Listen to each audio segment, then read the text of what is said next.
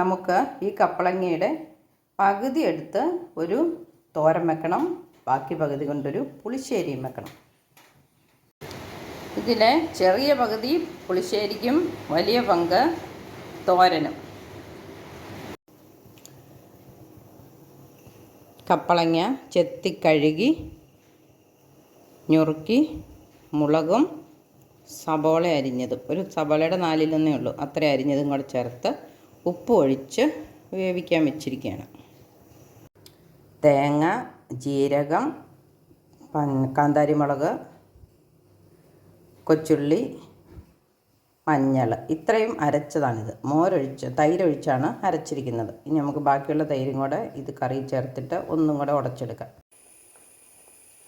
കപ്പളങ്ങ വെന്ത് വന്നിട്ടുണ്ട്.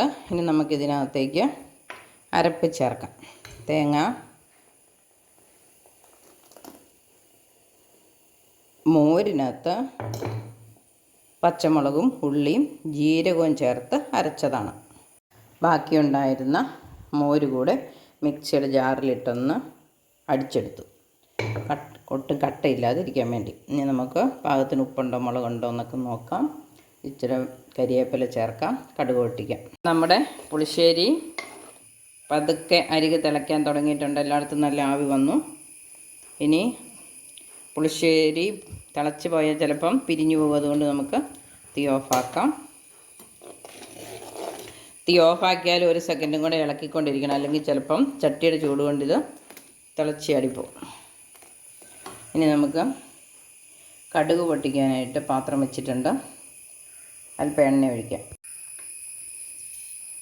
എണ്ണ ഒഴിച്ചു, കടുകിട്ടു, ഉലുവ ഇട്ടു.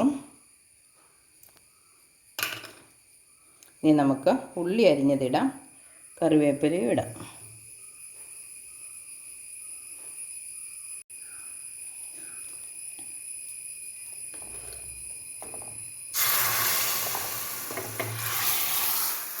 കടുക് താളിച്ചൊഴിച്ചു.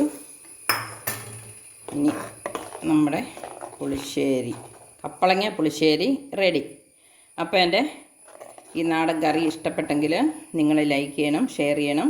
പണ്ടൊക്കെ ആണെങ്കിൽ കപ്പളങ്ങയൊക്കെ ആയിരുന്നു പുളിശ്ശേരിക്ക് ഉപയോഗിച്ചുകൊണ്ടിരുന്നത്, കുമ്പളങ്ങയൊക്കെ. ഇപ്പോൾ ഇനി അത് കാലം മാറിയപ്പം